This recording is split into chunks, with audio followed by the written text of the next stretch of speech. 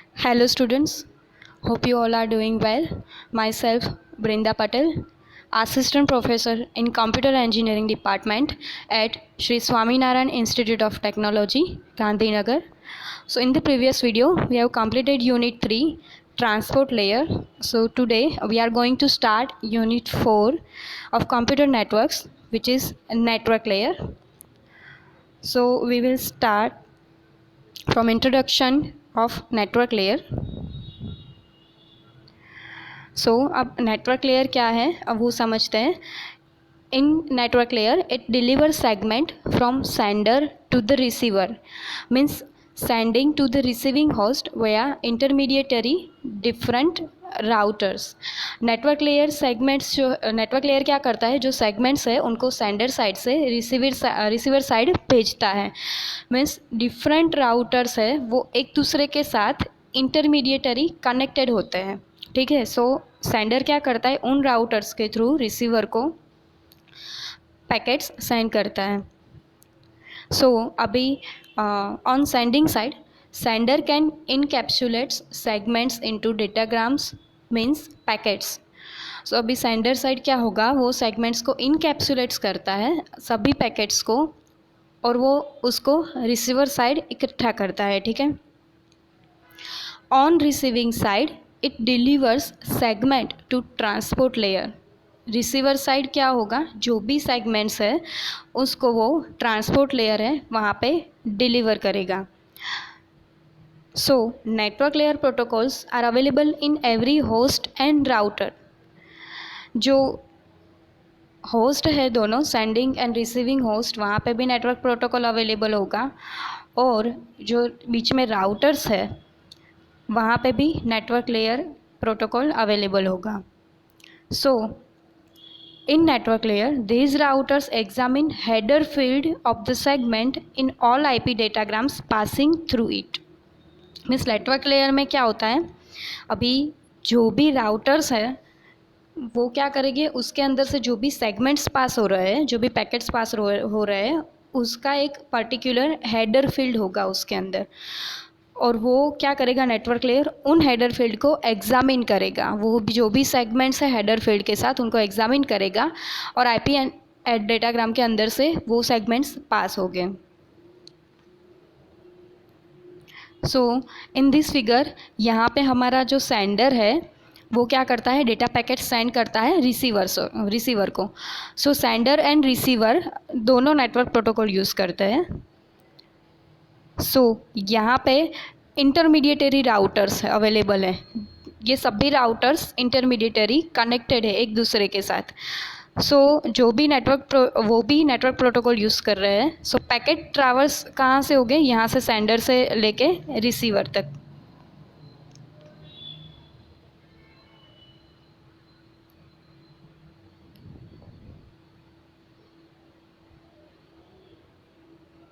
ये हमारा सेंडर है, ये रिसीवर है. पैकेट यहाँ से ट्रैवर्स होके इन सब राउटर्स में होके यहाँ पे रिसीवर साइड ट्रांसफ़र हो गए. सो यहाँ पे है एक पैकेट है, उसने हेडर इन्फॉर्मेशन ऐड की डेटाग्राम के साथ, और ये अलग अलग राउटर्स में होके रिसीवर साइड नेटवर्क लेयर पे पहुँचा, और वहाँ से वो कहाँ पे पहुँचा, उसके अपर लेयर पे. ठीक है. सो यहाँ पे क्या होगा, ये पूरी प्रोसीजर में सेंडर साइड से हम फिर से एक बार देख लेते हैं.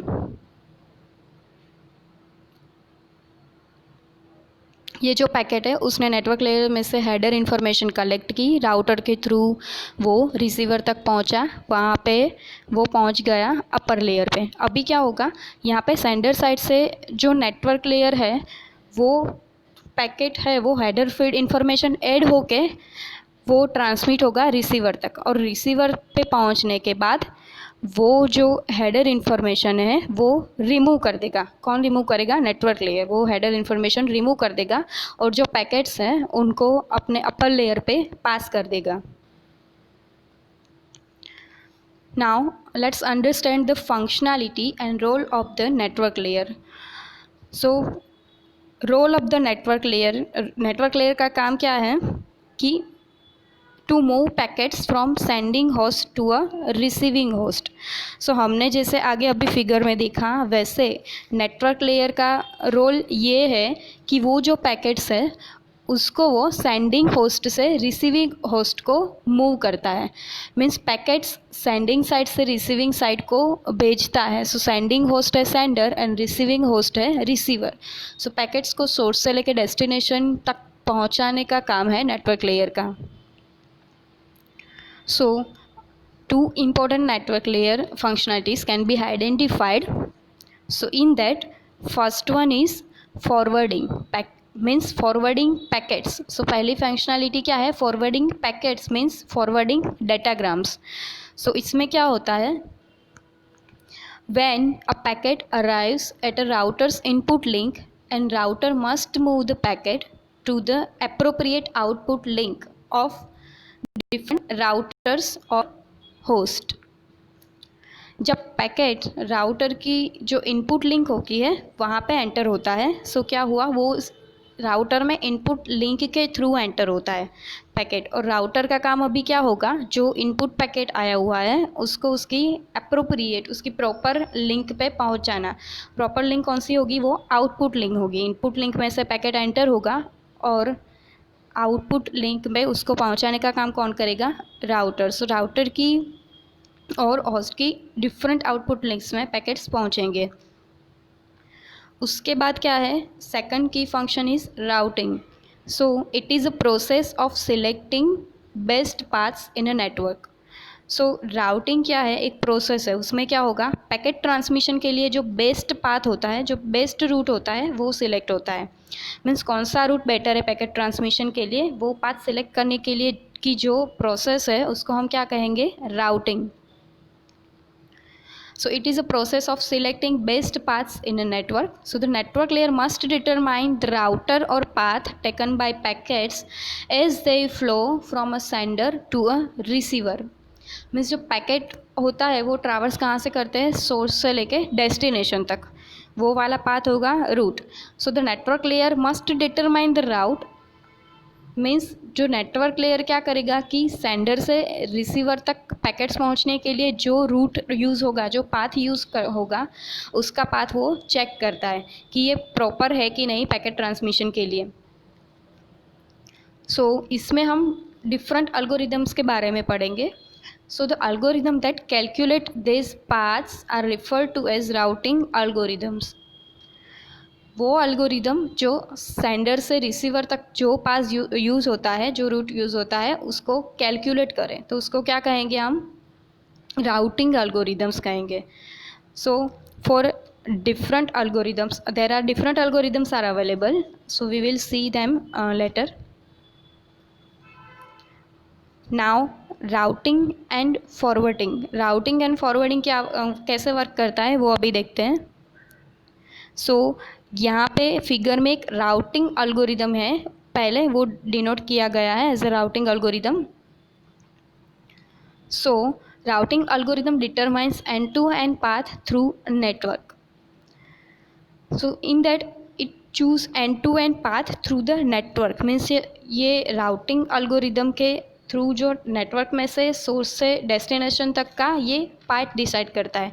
हमने आगे जैसे देखा राउटिंग अल्गोरिदम क्या करता है कि वो पाथ डिसाइड करता है सेंडर से लेके रिसीवर तक पैकेट्स को ट्रांसमिट करने का। सो यहाँ पे जो ये राउटिंग फॉरवर्डिंग टेबल है इसे हम कहेंगे local forwarding table.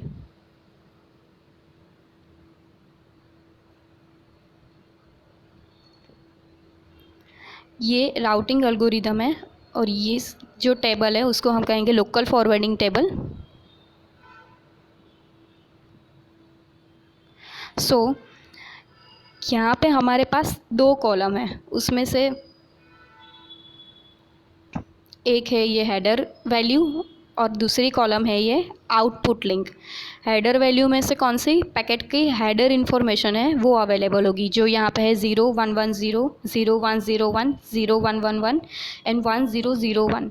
And output link क्या है, जो जिस आउटपुट चैनल में से, जिस आउटपुट लिंक में से पैकेट ट्रांसफ़र हो गए वो ये है 3221। सो यहाँ पे क्या होगा, लोकल फॉरवर्डिंग टेबल में इसमें हमारे पास दो कॉलम है, उसमें से एक है हेडर वैल्यू जो रिसीव करता है पैकेट हेडर, और अराइव कहाँ से हुई है, सोर्स से लेके रूट तक। ये वैल्यू यहाँ पे अराइविंग हुई है पैकेट्स के हेडर पे, ठीक है। सो इस फॉरवर्डिंग टेबल में जो पाथ डिटरमाइन करता है, पाथ डिसाइड करता है कि लोकल पैकेट्स फॉरवर्ड करने के लिए कौन सा राउटर और कौन सी आउटपुट लिंक यूज़ होगी, ठीक है। Means forwarding table determines, second, so यहाँ पे forwarding table determines local forwarding at this router. So इस फॉरवर्डिंग टेबल में वो क्या करता है, पाथ डिटरमाइन करता है, ठीक है, based on the header value to the output link. Means forwarding table क्या डिसाइड करता है कि ये जो पैकेट्स है वो कौन सी हेडर वैल्यू लेके कौन सी आउटपुट लिंक में पैकेट को भेजेगा। यहाँ पे 3 आउटपुट लिंक है, 1, 2 एंड 3। सो ये डिसाइड करेगा कि ये कौन सी आउटपुट लिंक में से ये पैकेट को भेजना चाहता है, ठीक है, 1 के लेके, 2 को लेके या 3 पे। सो ये यहाँ पे राउटर है, वो सारे राउटर के पास अपने अपने खुद के फॉरवर्डिंग टेबल्स अब अवेलेबल होंगे। यहाँ पे भी फॉरवर्डिंग टेबल होगा, यहाँ पे भी फॉरवर्डिंग टेबल होगा, हर एक राउटर पे फॉरवर्डिंग टेबल अवेलेबल होगा जिसके अंदर पैकेट की हेडर वैल्यू और आउटपुट लिंक है वो अवेलेबल होगी, ठीक है। सो राउटिंग एंड फॉरवर्डिंग में क्या होता है, राउटिंग अल्गोरिदम जो है वो पाथ डिसाइड करता है जहाँ से पैकेट ट्रैवल करेगा सोर्स से लेके डेस्टिनेशन तक। एंड जो फॉरवर्डिंग है तो उसमें क्या होगा कि फॉरवर्डिंग टेबल है वो क्या डिसाइड करेगा कि कौन सी आउटपुट लिंक यूज़ करके राउटर से राउटर तक डेटा फॉरवर्ड होगा। मीन्स पैकेट्स जो है वो कौन सी हेडर वैल्यू के साथ सेंडर साइड से ट्रांसमिट होगा और कौन सी आउटपुट लिंक से वो राउटर में फॉरवर्ड होगा, राउटर टू राउटर फॉरवर्ड होगा, मीन्स दूसरे राउटर पे भेजेगा। अब दूसरे राउटर के पास भी फॉरवर्डिंग टेबल होगा तो उसमें भी सेम ऐसे ही हेडर वैल्यू के साथ पैकेट सेंड होगा।